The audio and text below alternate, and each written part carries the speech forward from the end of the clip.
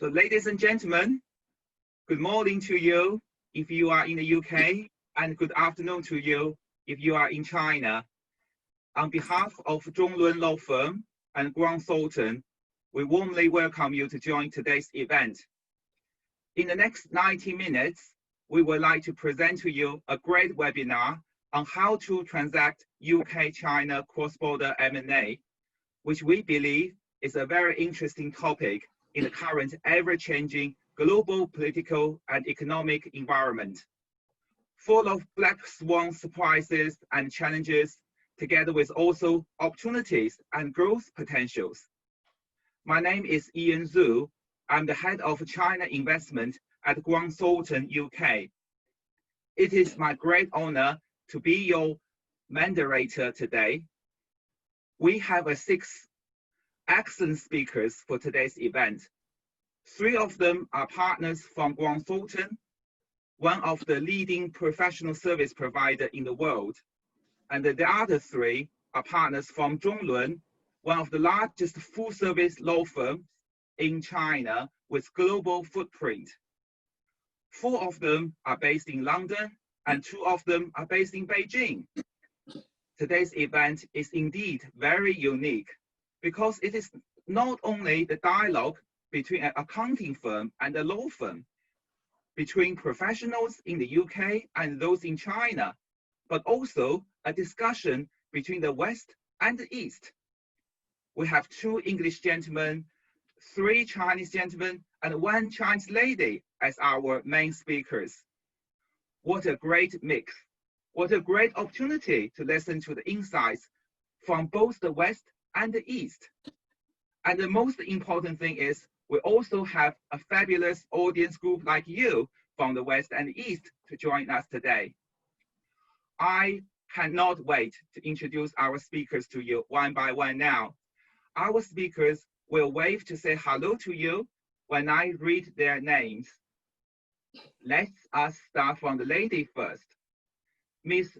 Jinhong Wang is a senior partner of Zhonglun Law Firm, providing legal services for financing, merger and acquisitions, as well as dispute resolution of many domestic and foreign resources and energy projects.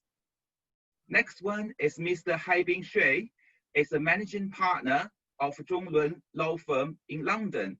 He has served as an expert advisor on China and legal matters of London city government. He specialized in cross-border M&A, public listings, international investment, and corporate financing. Next one is Mr. Wenhao Han. He is a qualified lawyer in both China and UK, and he has a PhD in maritime law. Mr. Han is skilled in resolving civil and commercial disputes. In particular, he has intensive experience in handling complicated shipping disputes. Now from our Guang Sultan team, let's start from Mr. Andy Morgan. He leads the MA business at Guang Sultan in the UK and globally. His professional focus is on TMT sector, where he specialized in software and IT services and fintech. Next one is Mr. Jianyou Wu. He is Guang Sultan China's national head of M&A services, and he has over 20 years of experience in providing structuring and M&A consulting services to large enterprises. The last one, but not least, is Mr. Patrick Obian. He is a partner in the transactional team of Guang Sultan, and he leads the firm's sales and purchase agreement, SPA advisory service. He specialized in advising clients on transaction price adjustment mechanisms and financial aspects of SPAs. Lastly, more about myself. So I came to UK for studying my master's degree in 2001 and have been witness the past 20 years UK-China trade and investment relations.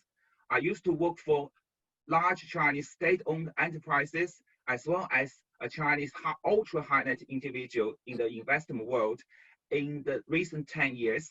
and also had work experience at 2 British companies for 10 years in the international trade field between 2 countries. I'm very privileged to join the wonderful speakers today. So today's running order is, firstly, we would like to invite Mr. Haibin Xue, Mr. Andy Morgan, and Mr. Patrick Obian to give us their keynote speeches. Then we will have a panel discussion section for about 45 minutes to cover several hot topics on China-related M&A. In the end, we will have a Q&A section for 15 minutes. We welcome all of you to raise your questions for the panelists on the Zoom. If you missed any contents of today's event due to any interruptions, don't worry, we will send you the recorded video link after the event very soon. When you raise your question, please kindly advise your name and company and particular panelist you may want to ask for. So let's me to pass the screen to Mr. Haibin Xue from Zhonglun Law Firm to give us the first keynote speech, mainly in Chinese. Thank you very much, Mr. Xue. Please. Thank you, everyone. Good morning and good afternoon, everyone. So this is about the Chinese companies' investment in overseas businesses. Therefore, I will assume most of the audience will be Chinese-speaking audience. So I will use Chinese instead of English. So 今天我想我们要沟通的主要是中国企业海外并购常见的一些问题，然后通过过去20多年的这样一些经历和一些经验，我们都有什么样的一些建议，可以怎么样能规避或者减少这样的问题，使我们海外并购呢可以更为成功。子熙你要往下把那个目录，然后一个就翻译过来吧，好吗？然后第一个呢，我想一共是3个问题，从3个方面，一共就10分钟。一个是国内企业呢在海外并购里面经常存在哪些问题？然后第二个，我们通过我们的观察，我们的经验，有怎么样的一些解决方案，或者有什么样的建议和大家分享一下，很快。然后最后可能是一个小小的广告，但会极快。问中文是谁？仔细下一页。不好意思，打扰一下。第一部分呢，谢律师，最主要。打扰一下您，我想提醒一下在座的这个嘉宾还有这个观众，我们今天有科大讯飞提供的即时的翻译软件，因为薛总的话是用中文的，可能在座的如果有需要的话，可以同时看一下这个屏幕，会有即时的翻译软件支持这个沟通。So ladies and gentlemen, if you have trouble to understand Chinese, we do have an AI-driven translator to support the content digesting, so you can ping your video of the AI-driven function, and you will be able to read the Chinese speaking contents delivered by Mr. Xue. Sorry, Mr. Xue, please continue. Thank you. Thank you, Ian. 还是这样，刚才我说过，因为大部分是国内企业的这样的听众，所以我还是选择用汉语吧，这样可能比较方便。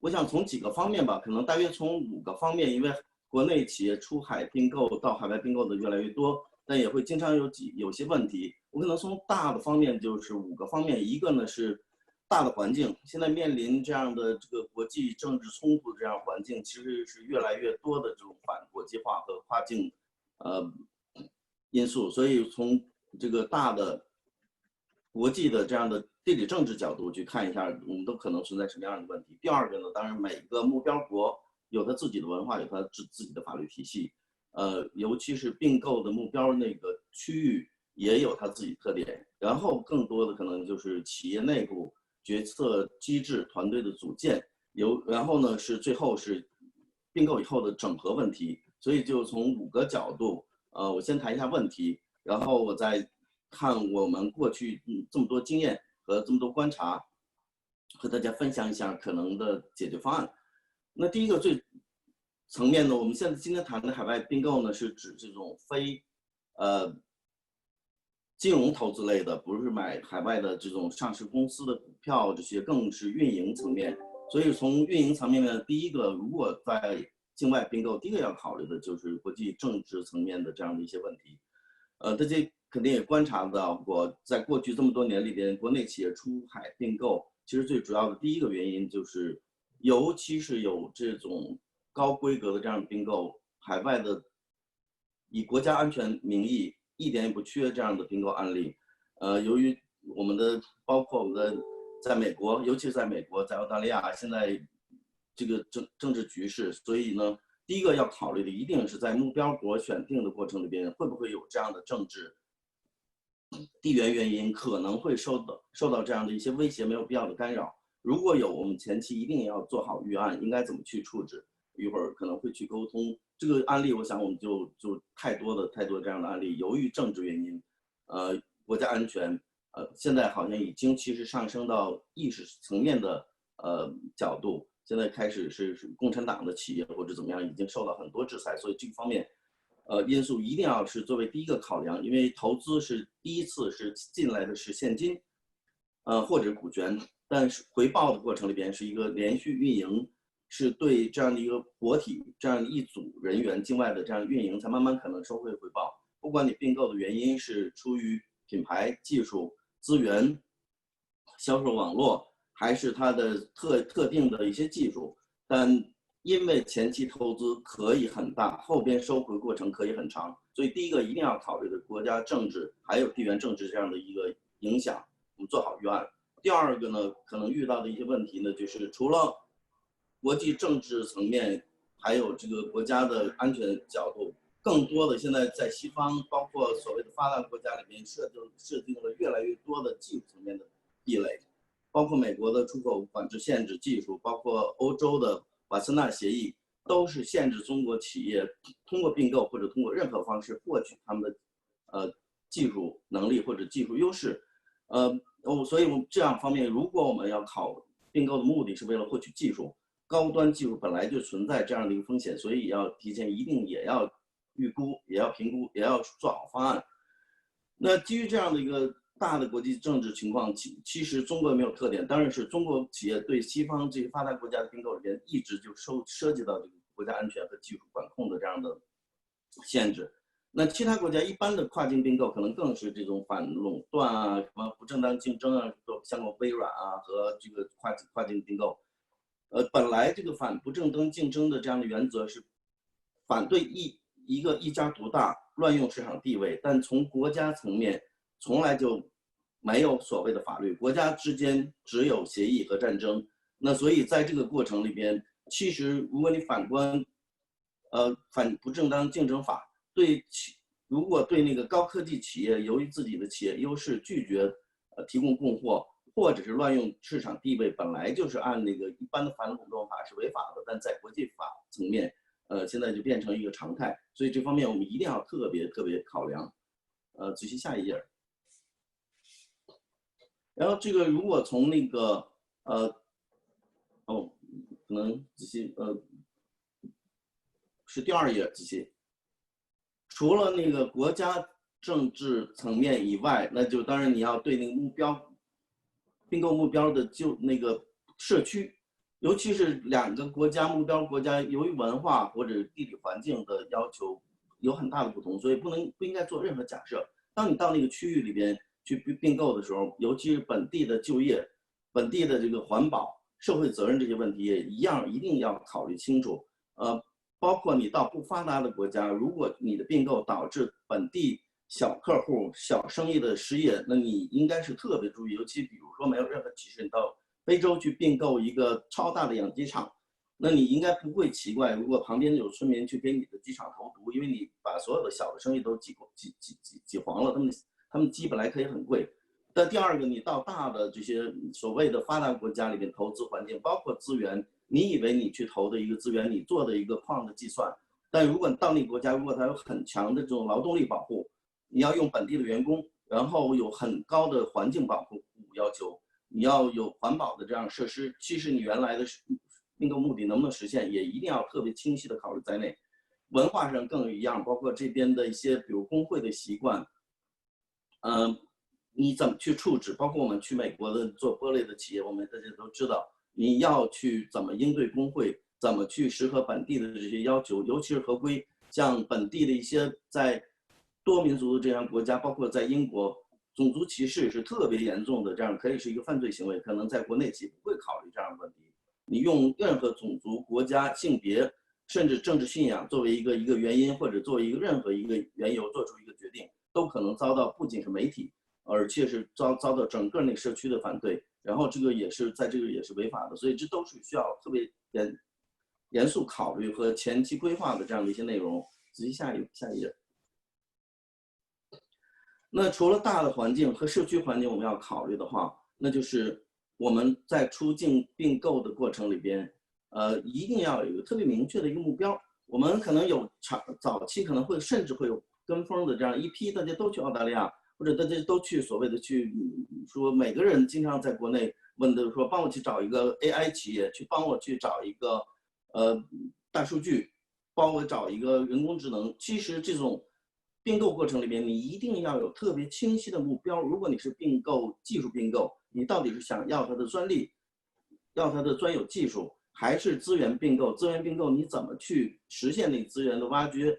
这些都一定要考虑的特别清楚，包括本地的管理制度，如果不清楚，这个所以第一个前边的计划一定要特别清楚。如果没有这样的一个明确的目标，并购包括前期谈判，尤其是这种竞标性的，你可能完全就从竞标的过程里边就失去了这样一个良机。仔细下一章。那如果在这个过程里边，其实说到最后，所有的并购，所有的事情都是人做的。那如果要是这样的过程，我们应该怎么去做？其实组建团队，内部和外部的团队，包括内部机制那个决定机制，我们经常过来做并购的团队，其实很多是我们国内选择是谁会外语，然后谁有行政级别或者领导级别都可以做决定，但只会外语和有国内的领导级别做决定这两个因素一定是不够的，因为你过来是做并购的，所以你在并购过程里面一定要熟悉这边的程序，一定要熟悉你最要的东西是什么。如果你要的是软件，你要的是软件的哪一部分，是它核心算法，还是大的架构？这些东西如果是硬件，你要的硬件是哪些部分？是整个那个机器的，现在其实所有的产业链都分得很清楚。如果是机器的一个高精的机器，你要的是它的控制部分，控制器，还是控制器里边最核心的芯片的一个算法，也一定要特别清楚。但是反过来，因为很多高科技企业现在大部分的最主要财富其实都在那些科技人员的脑袋里边，所以最主要的，如果你维护不住这些人，你并购到最后，如果像我们有些案例，最后就剩下一个实验室，剩下一个研发中心没有人，其实你所有并购目标其实也就丧失了。在这个过程里边，所以人和我们明确的目标永远是最为重要的。仔细最后下一页第四个吧。在这个有清晰架构团队的情况，尤其是我们做决定，经常是我们过来的人没有办法做决定，而且这边大部分是项目驱动的这样的模式，它有很严格的时间表，所以我们经常是听了很多东西，谈了很多东西，做不了决定。等我们能做了决定，可能机会已经过了，或者不习惯这边的情况，包括我们也有，我经常至少见到很多过来谈判很严肃的这样的并购，带了家人，带了自己的朋友在房间里边自己玩手机，这都可能会对对方的一个判断造成特别大的误导。因为最终的所有的并购，尤其是运营的并购，是关于下边并购后的整合，是关于并购后双方的这样的一个合作。如果这样的没有这样的契机，没有这样的一个契合度，即便只有钱，其实是很难说你能不能最终实现你的并购目的。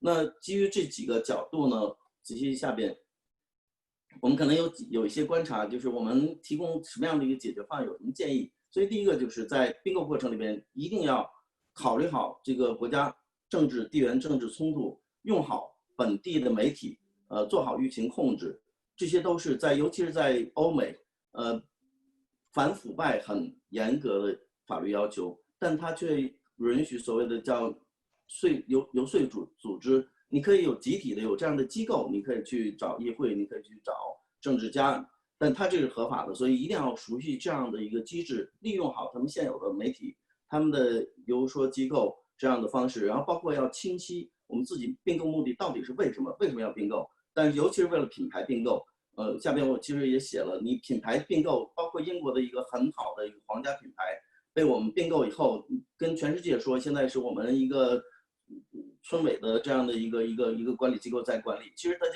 就对那个品牌丧失了这样的一个并购的本性。所以其实刚才我说那里面说的，如果你在这边把一公主拿回村里边，到底那公主是能变成村姑，还是把那个村姑变成公主的，很难说。所以如果品牌并购，你更要低调。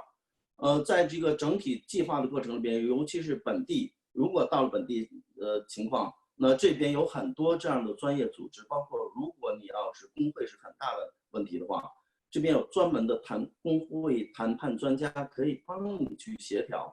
然后在运营这个企业的过程里边，一定要抛弃所有的幻想和假设，在我们自己感觉特别激动，甚至是特别自豪的这样一个场景，在这边有没有这样的环境？有没有必要组织这边的员工去看厉害了我的国？这都是我们的一个运营水平和本地化的这样一个差异。包括我们在运营过程里边，你需不需要这边的高科技的企业研发人员去给你开车门，见到你的时候要站起来？没必要。你要他们的时候，其实是要他们脑袋里面的知识，让他们去给你开发。所以一定要分清并购本质，你为什么要去做这样的并购，我们才能实现初衷。如果有的话，如果有清晰的目标的话，那最后一个几点呢？由于时间关系，就是在这个并购目标过程里边，最后是特别重要的，就是整合问题。整合问题是永远是我们一直的这样的一个问题。我们现在国内企业过来并购，可能有2个方式，一个呢就完全本地化，像我们有些企业就基本你是你我是我，我们只是学习过程，因为我们大部分并购的是这种品牌或者是抱有学习目的，我们不管，我们也管不了，或者我们只参与，这是一方面，有的时候可能会导致失控。另外一个呢，可能就是特别严格的完全本地化这样的一个形式，甚至要在这边建一个党部，有没有必要？那我们其实为了这个并购的初衷，为了我们清晰的并购目标能够实现，一定要是特别包括从国际政治、从法律、从文化、从社会方面精准的计算和计划，希望能实现初衷。但到底能怎么样，我觉得很难说，因为这其实是一个艺术，不是科学。那的确最后一页仔细需要我们的这样的智慧和我们的运气，也希望我们在海外并购过程里边能够实现我们获取资源、获取技术、获取品牌，甚至获取它销售网络这样的一些最终的目的。那我们最后所有的事情还是回到最后，所有事都是人做的。在谈判过程里边一定要考虑，这是一批你将要和你一起工作的人，谈判的时候要不要谈得特别狠？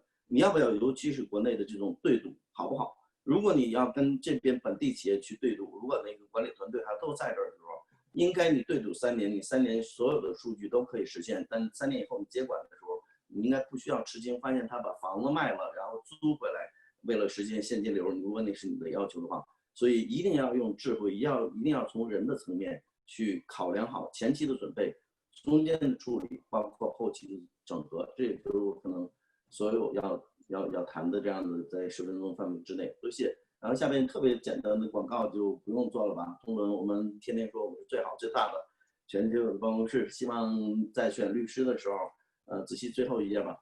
希望能用我们一共多少人，我想这是一般性的一个广告。我们以后有机会想多了解中文，我们随时可以互动。谢谢各位。Thank you very much, Mr. Shea. 谢谢你，薛律师。Thank you for sharing your very valuable knowledge of risks and challenges in Chinese companies' overseas acquisition. I believe your suggested solutions to those difficulties will benefit many audience today. Now, let us move on to invite Mr. Andy Morgan and Mr. Patrick Obian, my 2 colleagues, to share their insights with us. So please, Andy.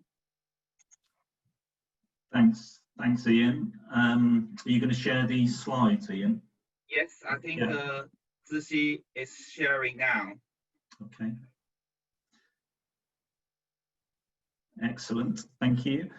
Good morning, everyone. Thank you very much for joining, and it's a delight to be here to share some insights in Chinese investment into Europe. As Ian said, I run the M&A business at Grant Thornton, and specifically I focus on the technology, media and telecom sector. I thought I would start with a little bit of context around Chinese investment in Europe. And I think there's a really good story here. If you look at investment into the UK market by Chinese companies, we track that regularly at Grant Thornton through our annual Tonying tracker, and the data you can see on the screen covers the 2019 study that we released, which is available on the website if you wish to look at it in more detail. I think if you look at it overall in the UK, there's about nearly 800 companies now which have had Chinese direct investment into the UK market.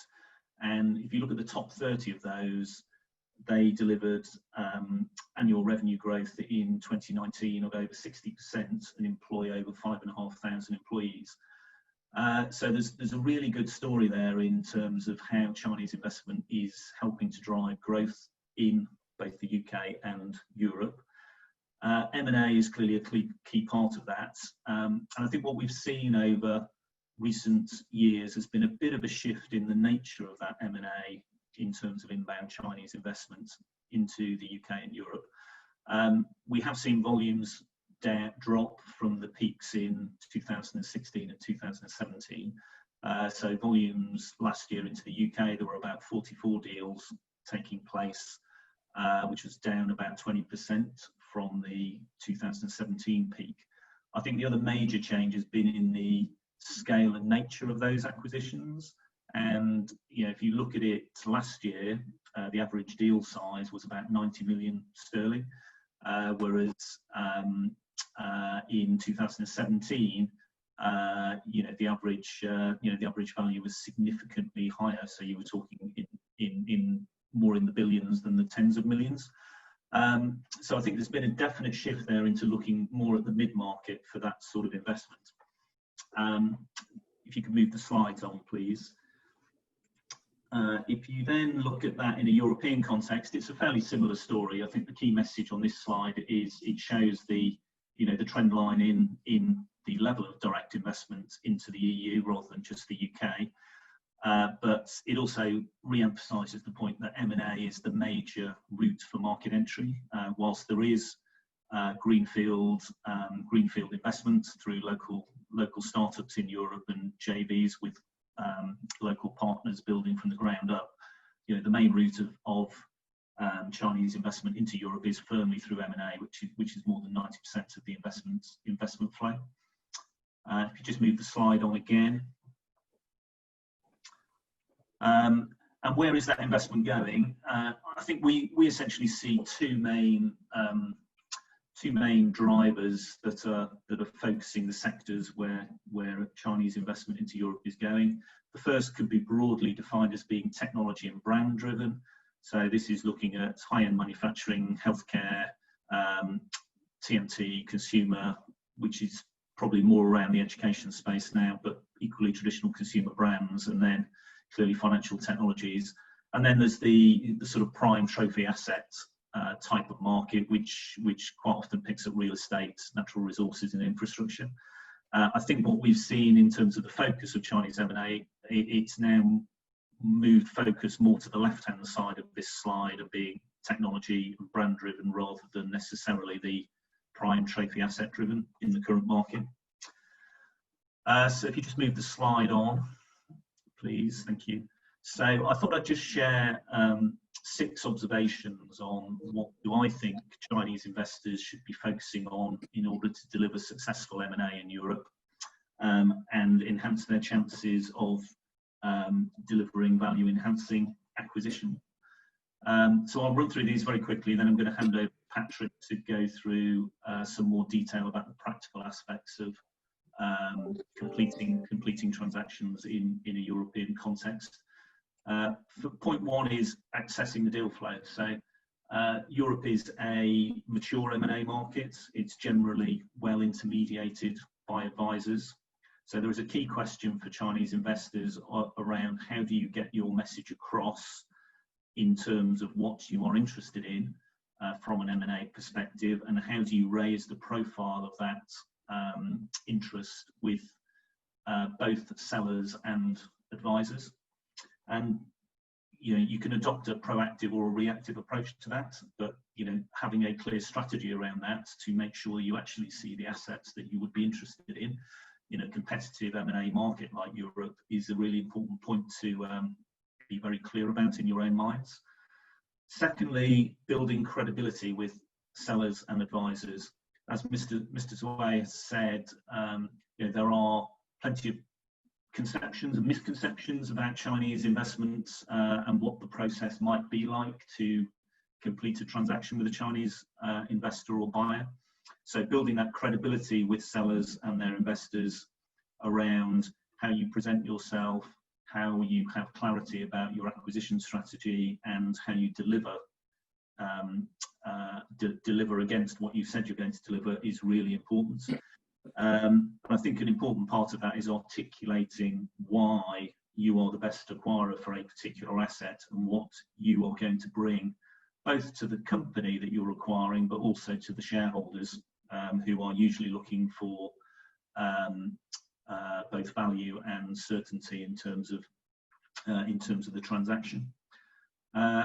Third point is winning competitive bid situations. Most assets, particularly once you get past 50 or 100 million enterprise value, most of those assets will probably be a competitive bidding situation. So having a clear view on your ability to comply with the bid requirements, to understand the process, and to be able to react speedily to build confidence amongst sellers around your deliverability through a process is really important. And some of that comes to point 4, which is about transparency.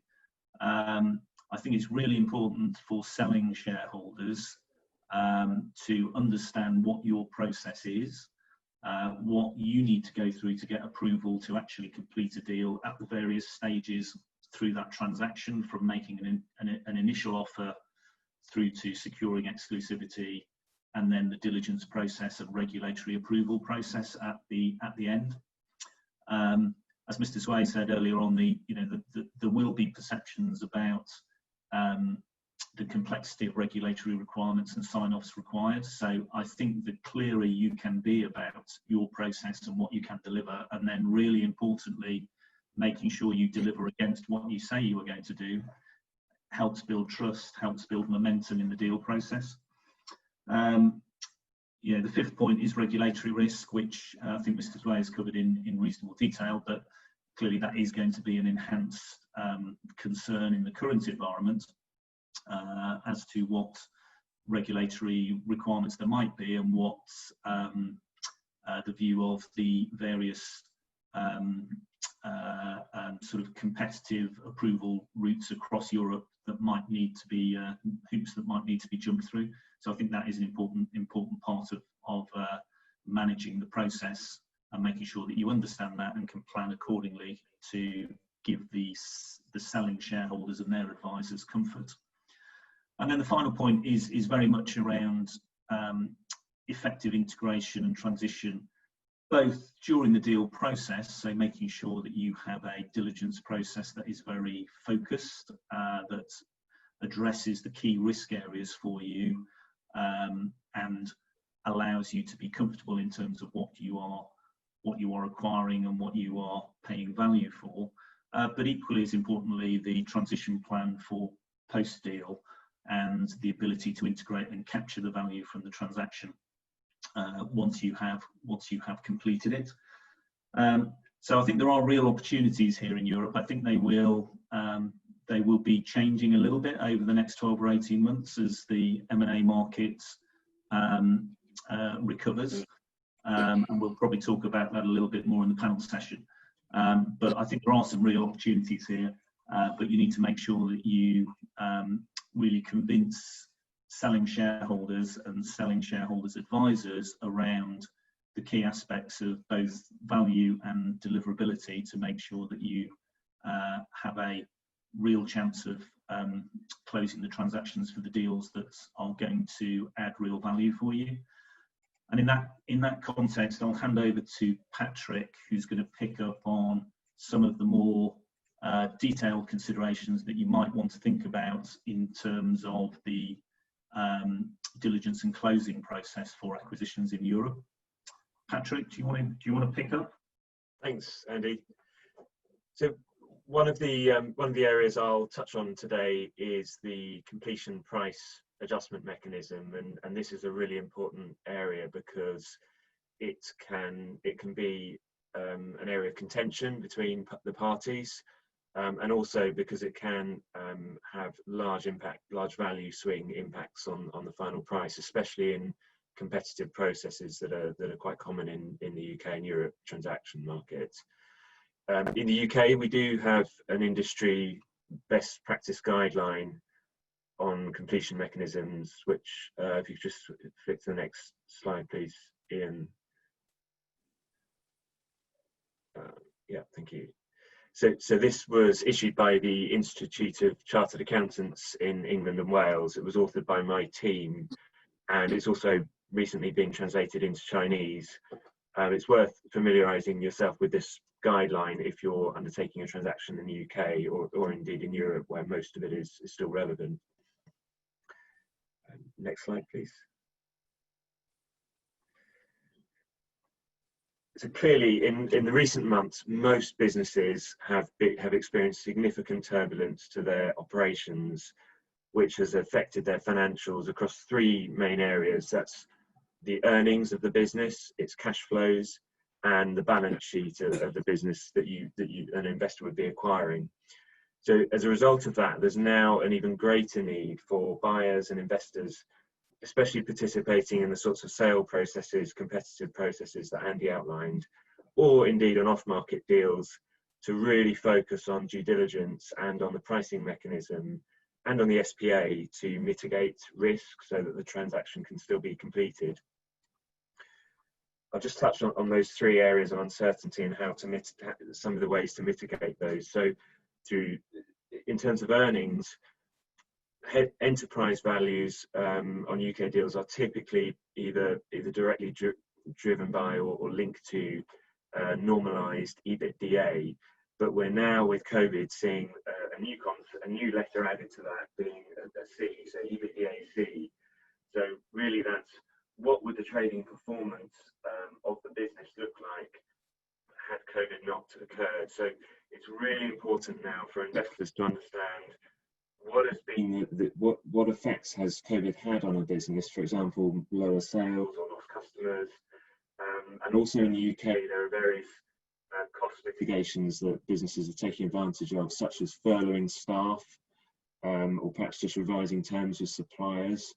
So, and of course, sellers might be tempted to attribute any negative issues that have affected the business all to COVID. So it's important to unpick what is COVID related and what is just underlying business related.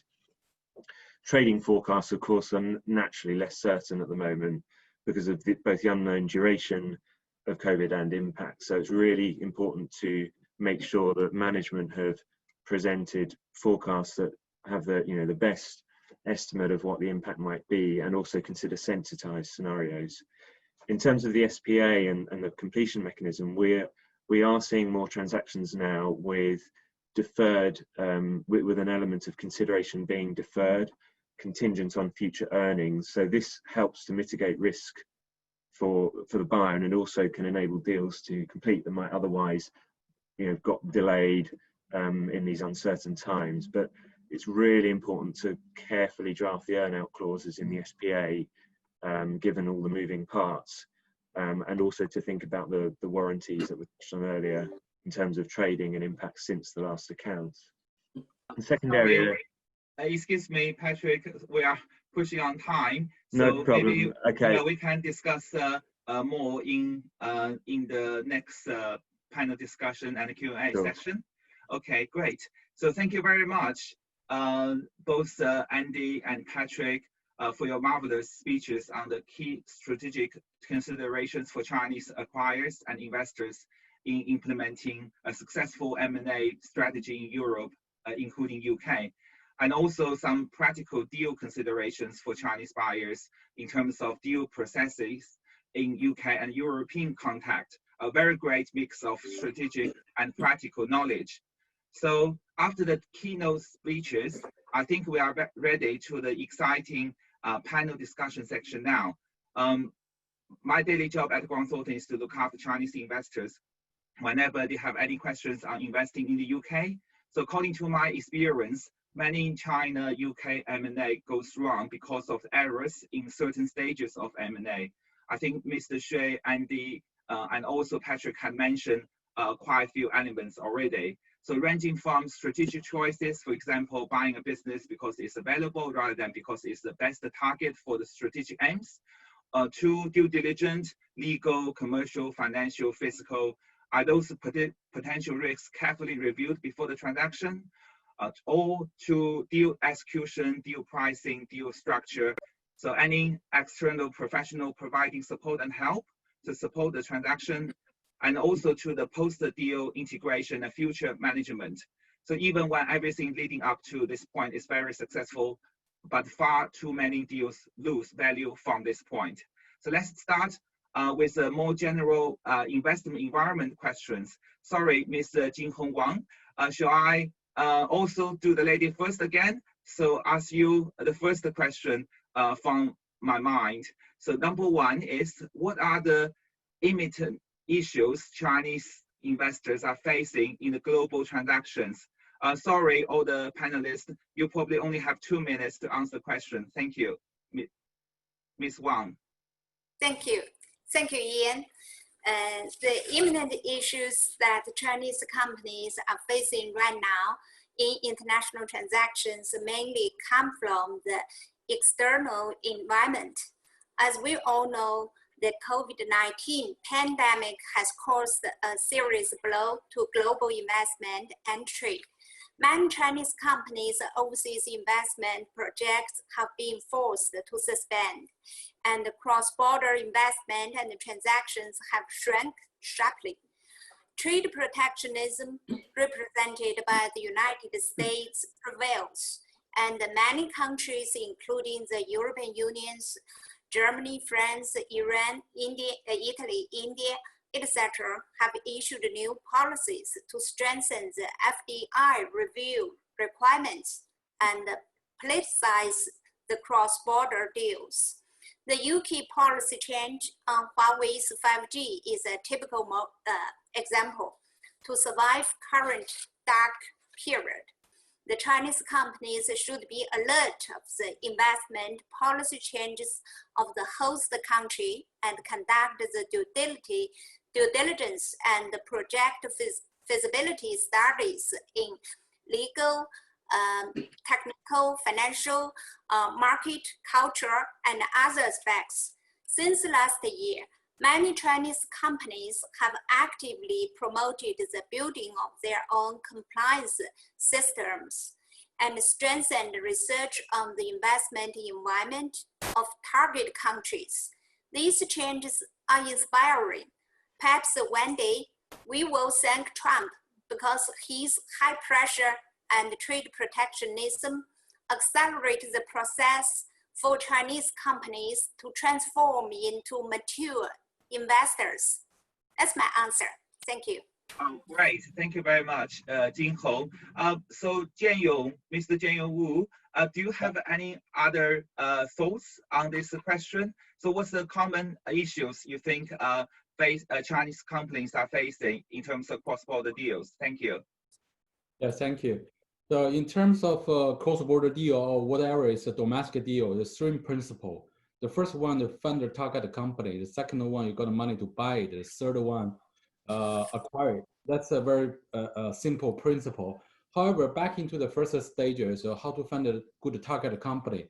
So usually the Chinese buyer just sitting down and waiting for the information coming in, waiting for the teaser referred from investment bankers. Actually, we decided M&A is a pretty much important strategy for us, but we didn't take any action for that.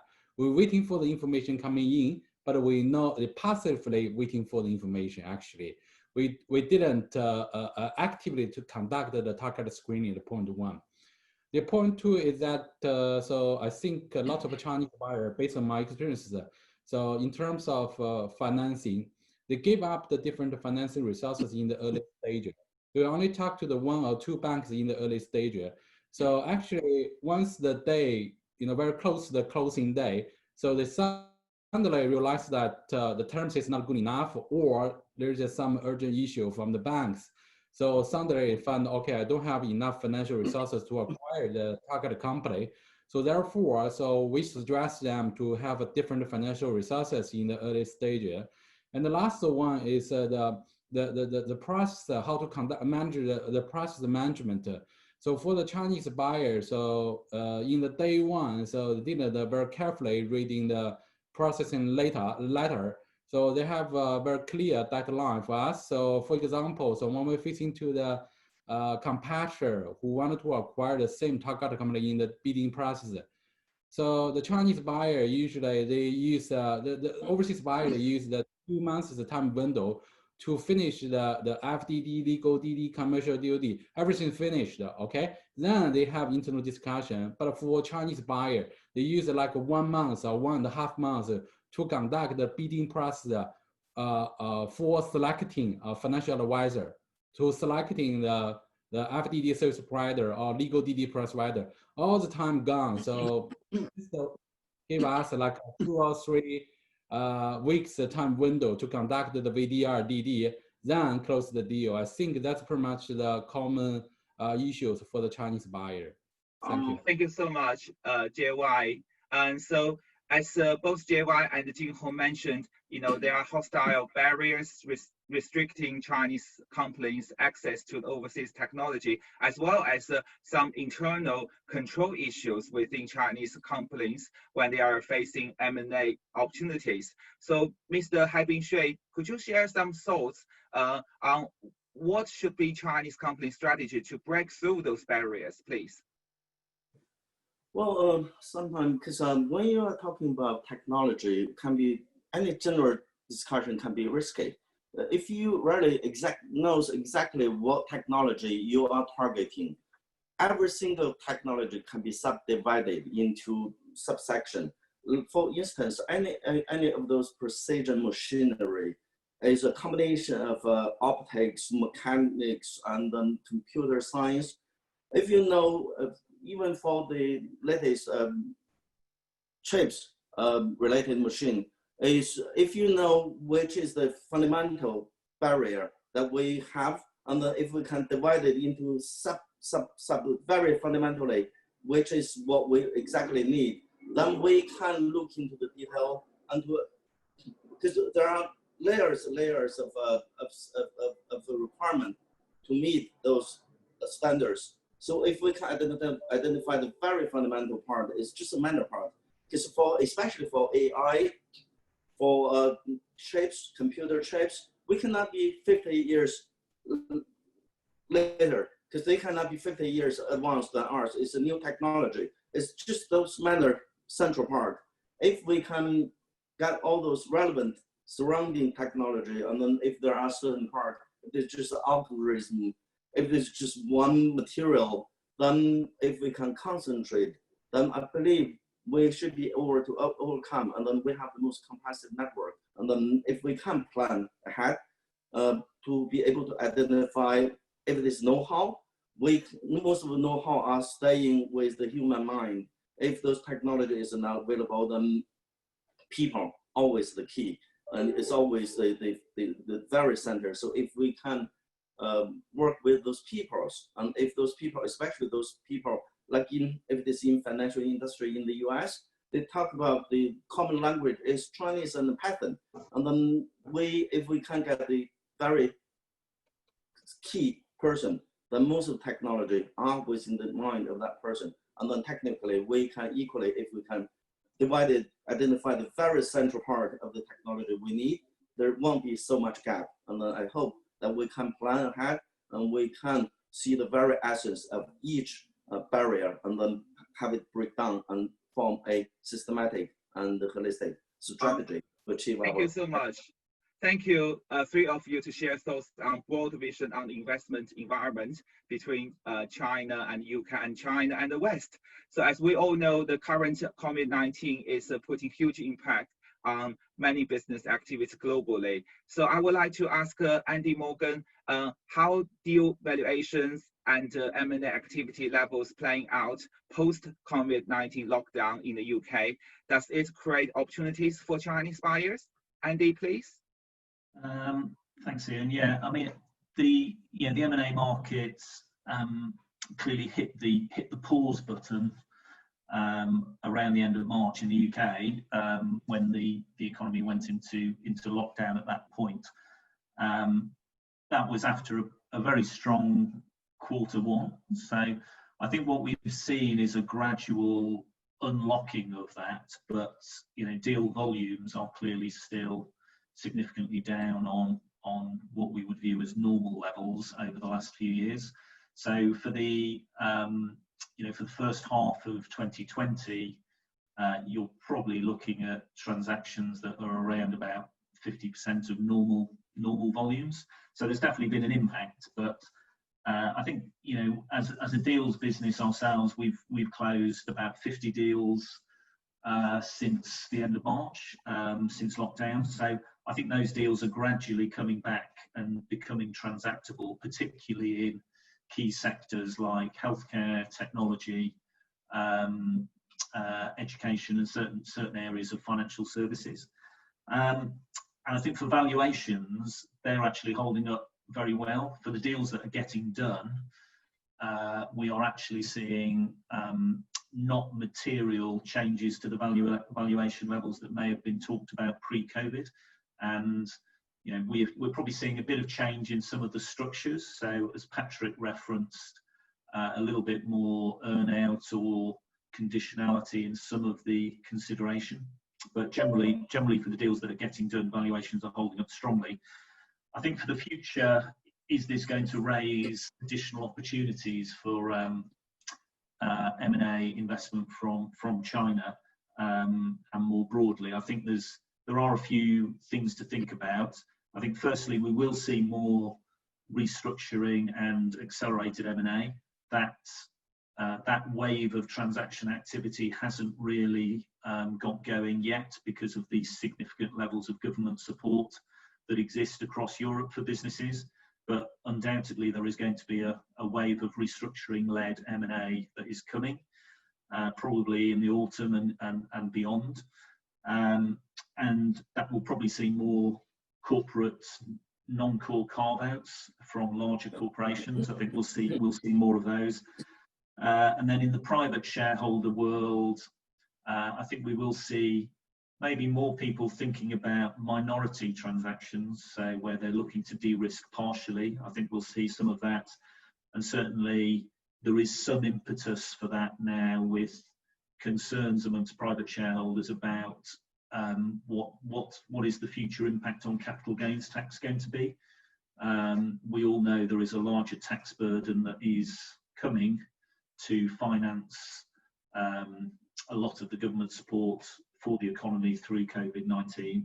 So there are expectations that some of that might fall on capital taxes, and that may well encourage some private shareholders to look at transactions earlier than they might otherwise do, to maximise their net proceeds. So I think there are opportunities there, Ian. Thank you. Thank you, Andy. Thank you for your really valuable insights. And I would like to ask Jianyong Wu from a China angle. I know you are based in China, often travel globally. So what's how to adjust the cross-border M&A strategy for Chinese investor under COVID-19? So what's your view on that, Jianyong, please? Yes, thank you. So actually, in terms of a cross-border transaction strategy right now, so we have to understand that COVID-19 becomes a normal situation. We cannot stop to do the M&A as what happened in the last 2 quarters. We have to restart the dialogue with the potential seller. For example, so my client who are going to acquire a UK company. So actually, they start to do the dialogue in the end of last year, and they have really good discussion, and the term sheet is signed already. But the people get scared in the early of this year due to the COVID-19 problem. So right now, so we suggest my client to reopen the dialogue to discussing with the seller to start the deal. So that's the ongoing deal strategy, reopen the dialogue to say what happened. Okay, that's one thing. The second one for the new deal, is that we have to start we have to start to do the target screening work. For example, so in the last few years, probably you discussed with the potential seller, they don't want to sell. So right now, probably that's the new opportunity for them to open the door to discuss with the potential buyer, whatever is from China, from US, from other countries. They wanted to buy, probably they are facing into the cash shortage problem. So open a new dialogue with the new deal, which is not ready to sell in the last few years. That's the second one. The third one, so be careful the FDD and the commercial due deal. So right now, so if you conduct the due diligence work, so the last 3 years of financial data might not be shows the future performance for the target company. For some sector, that's okay, but for some sector, probably it's fundamentally impact on the company's operation in future. Therefore, so we need to understand the whole the COVID-19 problem impact on the company's future performance, and then we reconduct the valuation model to say, okay, what's the value for the company, how we buy the company. So that's a third one. That's my suggestion in terms of new M&A strategy right now. Thank you very much, JY. So let's talk about how to win a deal. So I know no investor wants to be a loser. So certain statistics shows that the successful rate of overseas acquisition by Chinese investors are lower than the average. So I would like to ask Haibin Shui, so do you agree with this statement, or do you have any comments, please? Thank you. Thank you. And well, yes or no, well statistically, overseas acquisition successful rate is low for any country. Because well, then for Chinese, really depends on the criteria that you're going to use to judge success or not successful. For some of the Chinese acquisition, well, you know, there are some of those acquisitions can come with a hidden agenda. They may probably not for the purpose of obvious acquisition, but then they may for other purposes. So if that is the purposes, that can be successful, even though appearing to be unsuccessful. But then again, any overseas acquisition is about acquiring a full organism, a living body to continue to grow. So localization, knowing exactly what you are acquiring, what is your objectives, and manage it properly before, during, and especially post-completion can be extremely helpful. And then I believe if you can adopt the best strategy in Chinese, successful rate can be higher. And also the last part is if you take into account most of the Chinese overseas acquisition are ready for technology, for brand name, and for natural resources, which can be much difficult than those overseas acquisitions in China, for instance, for like OEM or for marketing purposes. Most of the overseas companies operating in China is simply a big marketing team, so which can be less challenging than the Chinese company acquiring high-tech brand name and natural resources. I hope with proper planning and especially post-completion strategy, we should be more successful, ignoring the current situation. Thank you very much. Thank you, Mr. Xie. So I also want to ask Andy Morgan, Mr. Andy, from a British seller's point of view, you know, how do you think Chinese buyers should enhance their chances of winning out in the competitive bid situations or avoid them together? I think, you know, one of the key aspects here is about proactivity.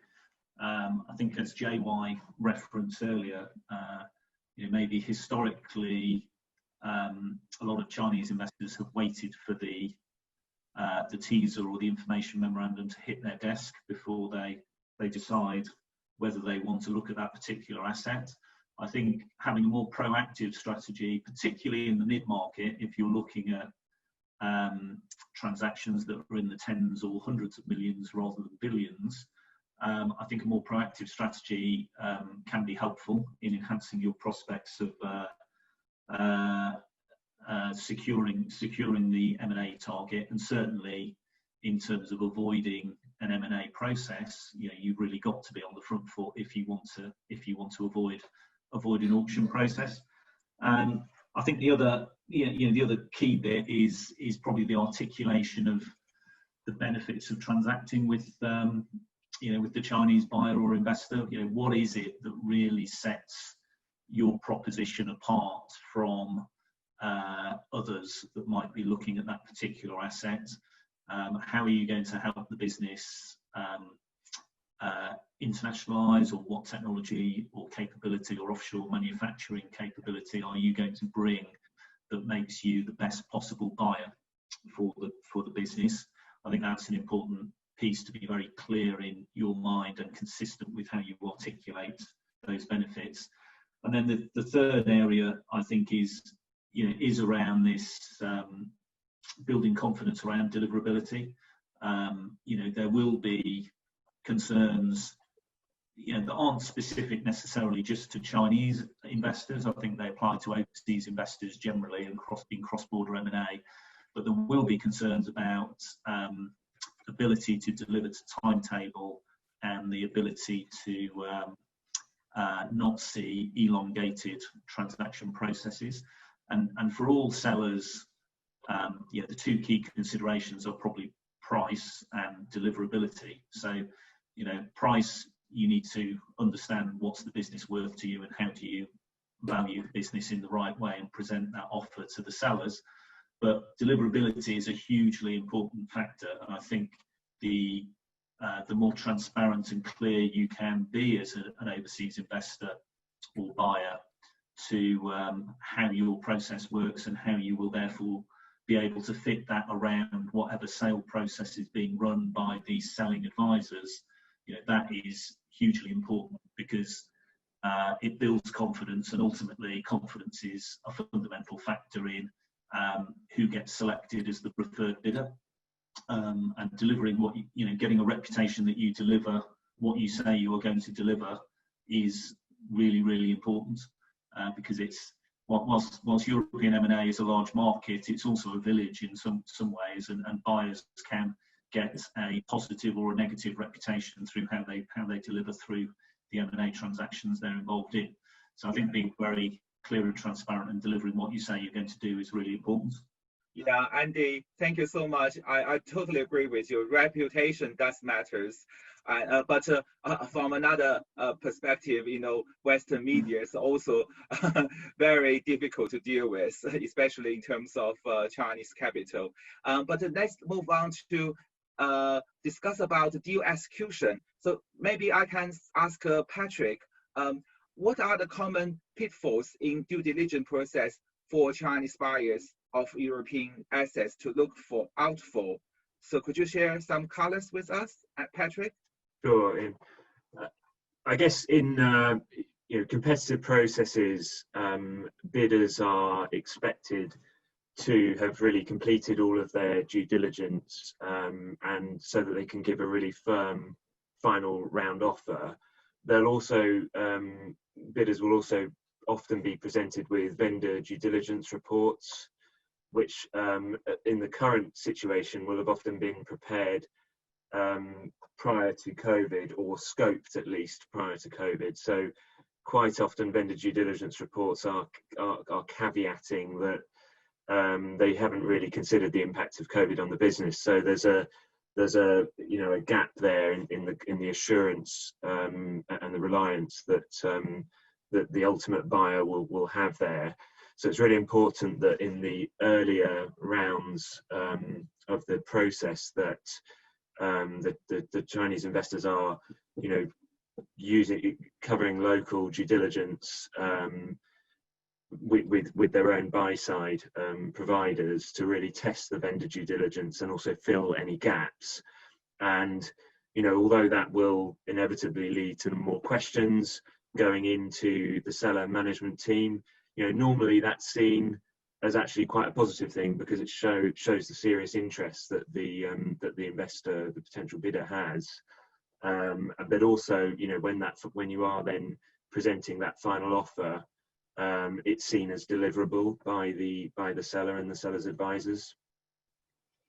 Oh, excellent, Patrick. So I know probably in terms of deal execution, you know, in particular to draft SPA transaction documents, and you probably can be in great partnership with Wenhao Han from Zhonglun to talk about SPA from both legal angle and also financial angle. So I would like to ask Wenhao how to use warranties and indemnities in the SPA to protect against risks and liabilities not disclosed in the M&A transactions. Thank you, Ian. I will use Chinese to answer this question. 在英国的这个合同法里边，在买卖合同里边呢，他们并没有一个诚实信用的原则，所以呢，英国它这个在买卖交易里边，它用到的这个原则呢是 caveat emptor， 翻译过来呢就是这个买方要自己当心。那这就意味着在咱们这个国际并购交易里边，这个买方呢要对交易的目标做一个充分的调查，这也是刚才咱们这个嘉宾里边提到的 due diligence。但是这个 due diligence 呢，并不能够完全的把一个交易目标的所有风险都展示出来。那么经常发生的情况是在交易完成之后 post completion 又发现了一些当时在 due diligence 阶段并没有出现发现的事实和情况。那么如果当时知道这些情况的话，可能会买方就会重新考虑当时的交易的条件和价格。那么为了防止这种情况的发生，我们怎么办呢？那么在这个交易的并购协议里边，我们通常作为律师会帮助客户来通过这个 warranty 和 indemnity 来搭建一个风险的防控和管理体系。那么什么是这个 warranty 和 indemnity 呢？ warranty 简单的来说，它是合同里的一个保证条款，它保证这个卖方对一些事实和信息的陈述是真实准确的。那么如果这个卖方违反这个真实准确的陈述的话，那么买方是有权作为违反合同来进行索赔获得赔偿的。那么什么是 indemnity 呢？什么是这个赔偿条款呢？赔偿条款它是这个卖方在合同里边同意赔偿买方，如果在某一特定方面因为交易之前未决事项而在交易之后遭受了承担责任的损失的话，直接对买方进行了一个赔偿。那么通常最典型的就是这个 tax 关于税务方面的 tax indemnity 和 warranty。那么通常这两者 warranty 和 indemnity 是一起并用的。那么它的作用主要来说就是在买方和卖方之间重新来分配一下风险，也是同时呢也是一个潜在的调整价格的机制。那么在目前的这个经常我们看到的交易里边，除了在 SPA 里对 warranty 和 indemnity 做一个规定，在买方和卖方之间对风险进行重新分配和价格调整之外，同时呢也可以在市场上购买这个 warranty 和 indemnity 的 insurance， 通过保险的方式来转接规避这部分的风险。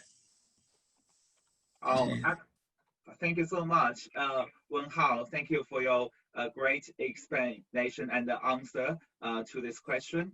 So I know no one likes dispute, but sometimes if there is one, we need to know how to face with it. And most importantly, as both Patrick and Wenhao said, we need to understand how to prevent them happening in the first place.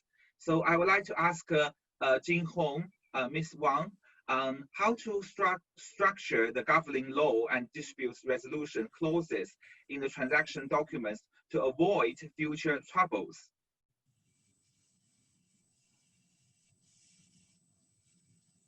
Hello, Jin Hong, are you there? Yeah, sorry. I will answer this question in Chinese. 适用法律和争议解决的条款呢，通常都是一个跨境交易中非常重要的一个环节。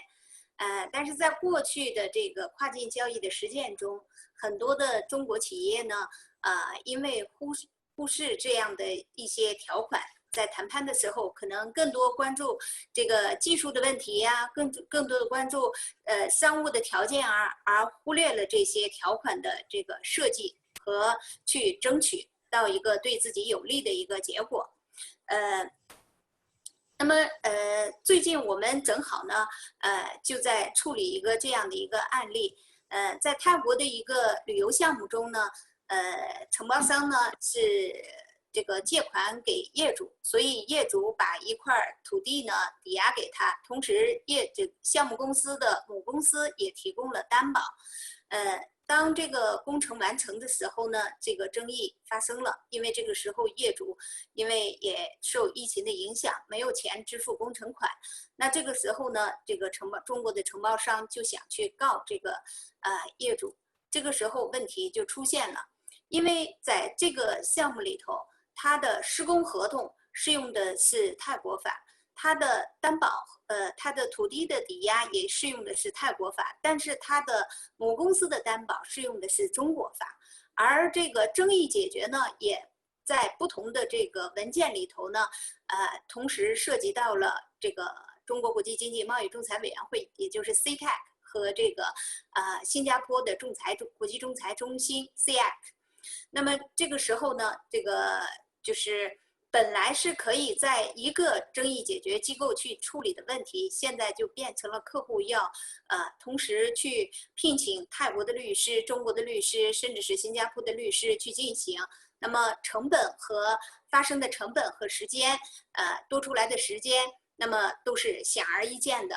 同时呢，他在新加坡的仲裁的这个争议解决条款里头呢，还设定了 DAB 的这个争议解决的这个仲裁之前的一个这个争议解决的这样的一个机制。但是对于 DAB 的这个专家的构成以及 DAB 环节是不是一个仲裁启动的一个必要的前提程序，这个必要的前提，那么实际上在合同的不同的这个地方的表述是相互矛盾的。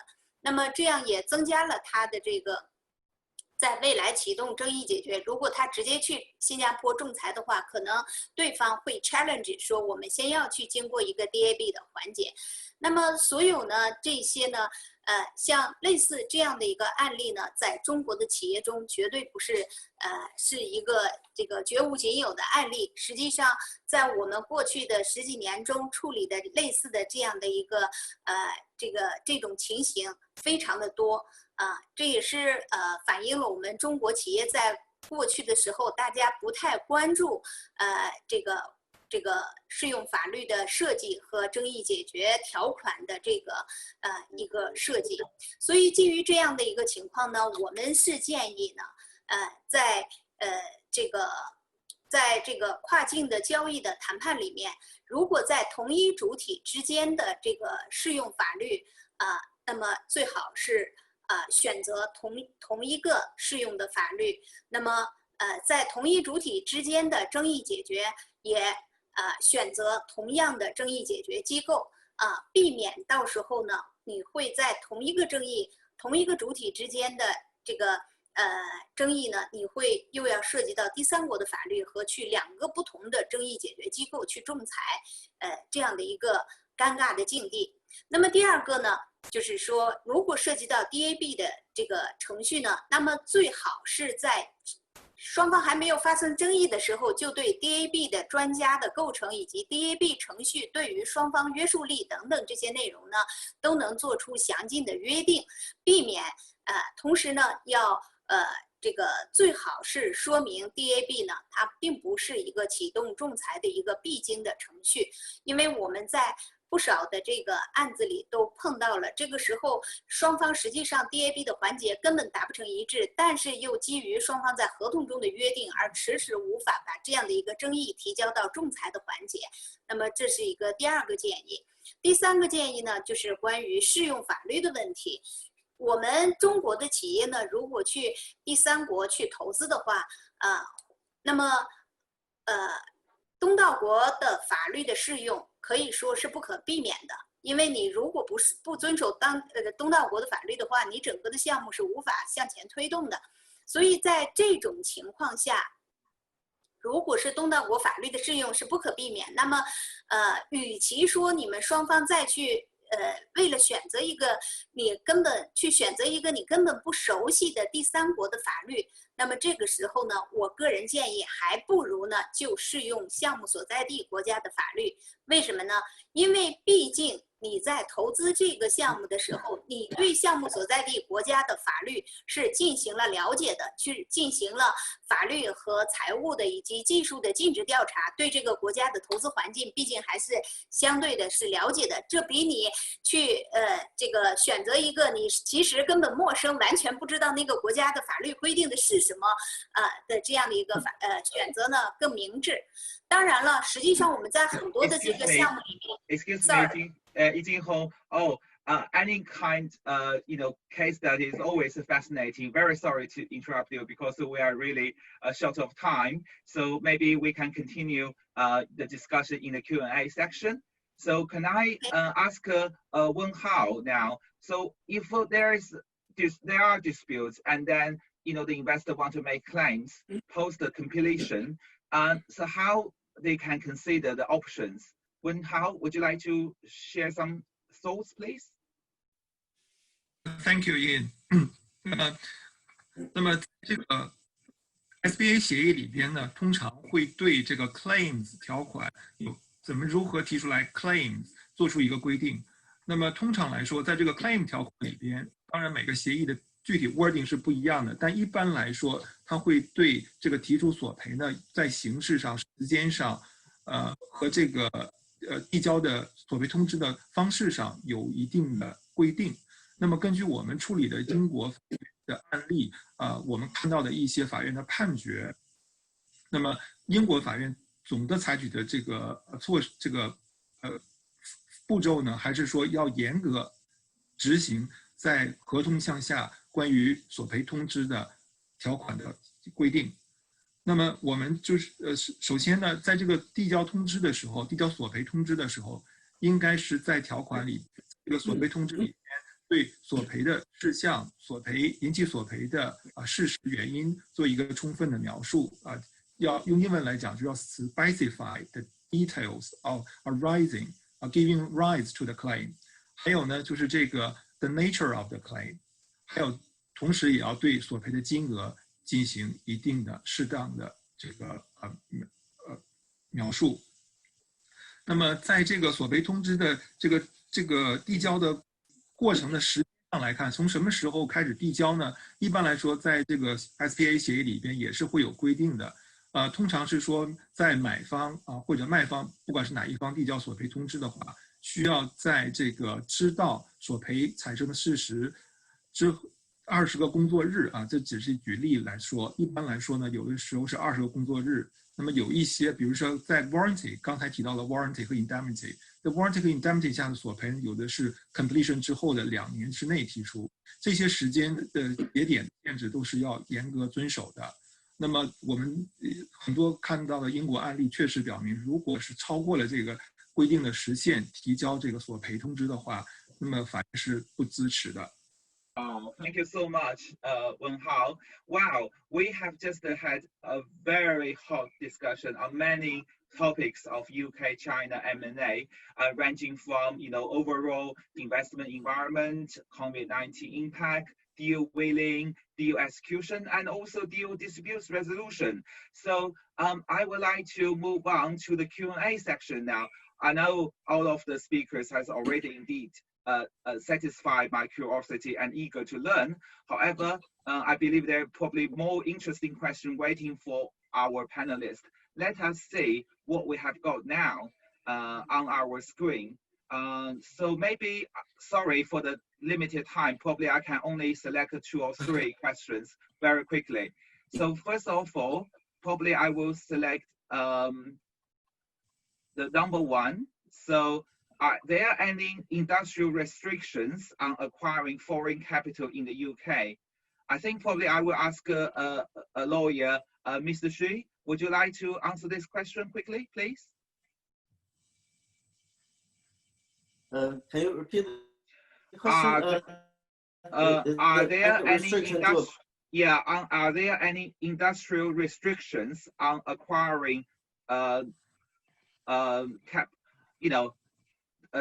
acquiring assets in the UK? So 英国对境外资本的收购有没有一些行业之类的限制 ？Thank you. Yeah, well, generally no, because it's an open market here, unless the only true ground for review will be national security, and the other one will be for media, the key media to ensure a freedom of speech. Otherwise, apart from the general national security review, there's no such thing as a sector restriction. Not like the Chinese system, we have division like restricted, promoted, and permitted, but then generally it's open. It's an open market. Okay, thank you so much. So next question, can I ask Andy, Mr. Morgan? So could you talk about post-execution integration? The key aspects, because I know Grant Thornton is offering integration advisory. Could you share some color on that, please? Yeah, sure, Ian. So there's a number of strands to that. I think that the key aspect is making sure that pre-acquisition you've developed that plan in terms of the key areas. So that typically covers people aspects, technology aspects, operational aspects, and then the integration piece around how's the business model going to operate going forward, and what changes you might need to do that. And then so those are more internal to the business itself. And then you've clearly got the key external aspects, which are around how are you communicating with key customers and suppliers, and how are you transitioning those arrangements and making sure it's a smooth process and that you don't have any business interruption impact through that. What we tend to find is the key focus area is probably developing that 100-day plan, and having clear accountability and responsibility for the implementation of that 100-day plan. And what we sometimes find is that can be an awful lot more efficient if you have a dedicated team driving that, and you definitely need the right internal stakeholders and sponsors to be able to drive that through. But then you also need people to project manage it, and who've got the capacity to do that across all the streams, as well as those that have responsibility for the individual operational streams around whether it's people, technology, or broader operations. I think the other thing to think about as well that sometimes can get overlooked is what specific factors have been identified in the diligence process, whether that's legal, financial, or operational, and making sure that you've got a plan as to how you're going to address those. Too often the diligence reports get put on a shelf somewhere, and then you'll find 6 or 12 months later that you haven't really addressed all the key things that were identified at the time. So I think making sure that your integration plan properly picks up the issues that you have identified through that diligence, and then prioritizing all those streams between the high priority actions that really need to be done in that first 100 days or 30 days, and then the areas that might take might be on a longer term action plan, and making sure that what we do tend to find is there is a bit of an 80-20 rule here, and you get 80% of the return from focusing on the top 20% of the priority actions. So I think that degree of focus is really important.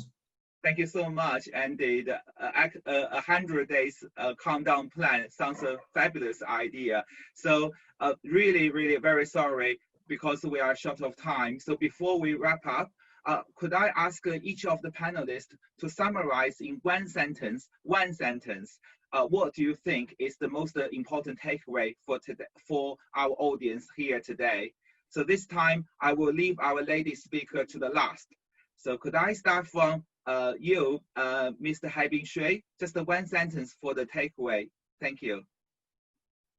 Well, know your target and know your objectives and take action upon those objectives and target. You will Great. make success. Great, thank you. JY, how about you? And make sure you have capacity and the capability to do the cross-border transaction. If you don't do cross-border transaction. Be ready to go. Okay, thank you. How about Wen Hao, please? Thank you. Have a dedicated legal team to review the SPA agreement, in particular with the warranties and indemnities sections. It's worth paying a lot of attention on the negotiation. Okay, now it's your turn, Patrick, please. I would say, you know, there are still really good opportunities for Chinese investors to invest in the UK and to still complete deals successfully, even during COVID and as we come out of COVID. If you know, but as has been said, it's buyer beware. So, you know, just make sure your diligence and SPA protections are all robust. Hello, Andy, please continue. Thank you. Have the right advisory team on board that understands the issues and how to transact in the target markets that you're addressing, but can also deliver what you need in China. Okay, great. I would like to give the ending note for the lady speaker. Ms. Wang, please. Hello. Hello. Sorry. Okay. It's okay. Yes, that's fine. Yeah. Yeah. 一个成功的跨境交易，必须要做好充分的前期准备，也要做好完整的后期整合。只有充分的融入当地，尊重当地的文化，尊重原来的这个整个的运营团队，那么这个才能成为一个真正成功的一个长久的一个并购。Oh, thank you so much. All the speakers, you have delivered an excellent performance today. So I believe many audience, including myself, have learned a lot from you. Before we end this webinar, I would like to also express our deep thanks to the event organizer from both Zhonglun and Guangzhou team, as well as our great supporters, Cambridge China Center and iFlyTech, which provides such excellent webinar facilities with outstanding AI translation support. If anyone who wants to know more about iFlyTech, as I see in the chat forum about their products and services, please feel free to contact us for a good referral. So we wish every guest of the event and every audience of this event stay safe and healthy with your loved ones in the difficult times. And we look forward to sharing more insights on UK-China collaborations in the near future with you. Bye-bye for now. Thank you all. Yeah. Thank you. Bye. Thank you. Bye-bye. Bye-bye. Bye.